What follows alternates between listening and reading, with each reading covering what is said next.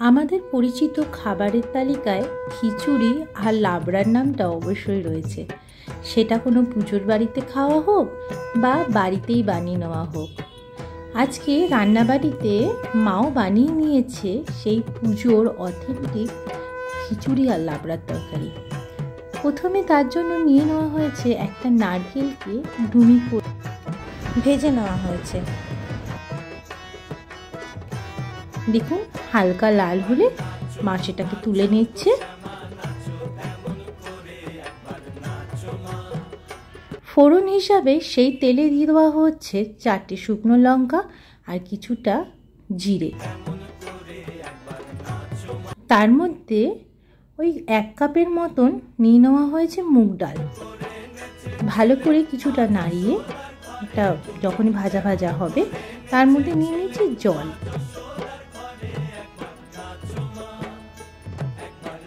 খিচুড়ি হবে সেই পরিমাণ তোমরা জল নিয়ে নাও।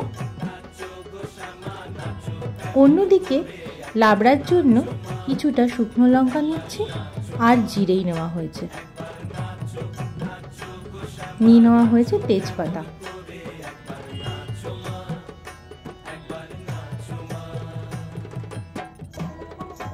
আদা বাটা একটু নিয়ে একটু লঙ্কা বাটা নিয়ে তার মধ্যে কেটে রাখা সমস্ত সবজি দেওয়া হচ্ছে।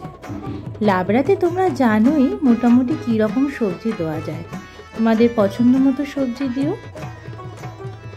কিছুটা কুচনো লঙ্কা দিয়ে দিচ্ছে মা। ভালো করে সেটাকে নাড়িয়ে নিচ্ছে। ওটাকে ঢেকে রেখে আমরা আবার চলে এসেছি আমাদের খিচুড়িতে। খিচুড়ির জন্য যে গোবিন্দভোগ চালটা ছিল সেটাকে ভিজিয়ে রাখা হয়েছিল বেশ কিছুক্ষণ। তারপর ডালের মধ্যে জলটা হচ্ছিল তার মধ্যে সেই চালটা দিয়ে ভালো করে ফুটতে দেওয়া হলো। কিছুটা ফোটার পর ঢাকনিটা খুলে একটু নুন দেওয়া হচ্ছে হলুদ আর দিয়ে নেওয়া হচ্ছে কুচনো লঙ্কা।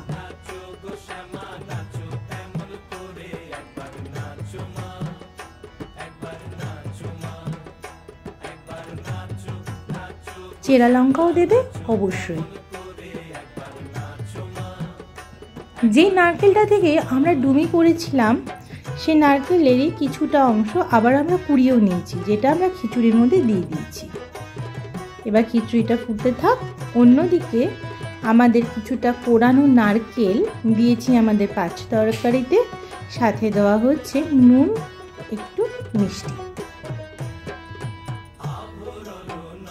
ভালো করে নাড়িয়ে নিচ্ছে, মিশিয়ে নেওয়া হলো। সেগুলোকে আবার ঢাকনি দিয়ে রাখা হলো। দেখি এবার আমাদের খিচুড়ির কী অবস্থা।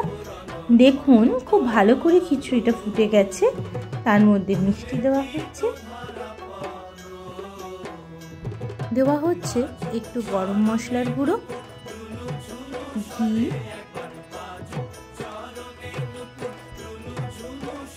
ভালো করে নাড়িয়ে নেওয়া হচ্ছে। ভেজে রাখা নারকেলগুলো দেওয়া হচ্ছে।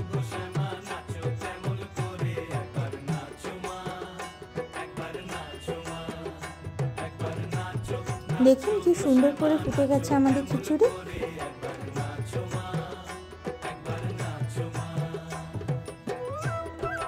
এবার চলে যাচ্ছি আমাদের লাবড়ার তরকারিতে। দেখুন কি সুন্দর মজে গেছে লাবড়ার তরকারি। আবার সমানভাবে আমাদের কিছুটা গরম মশলার গুঁড়ো আর ভেজে রাখা জিরে গুঁড়ো, ধনে গুঁড়ো দেওয়া হয়েছে।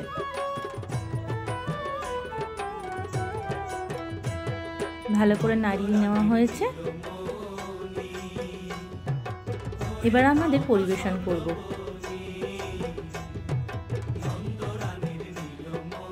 আমাদের রেসিপিগুলো যদি ভালো লেগে থাকে অবশ্যই আপনারা কমেন্ট করবেন। যদি কিছু নতুন জানবার থাকে তাও আমাদের লিখে বলবেন। আপনাদের ভালোবাসাই আমাদের চলার একমাত্র অবলম্বন।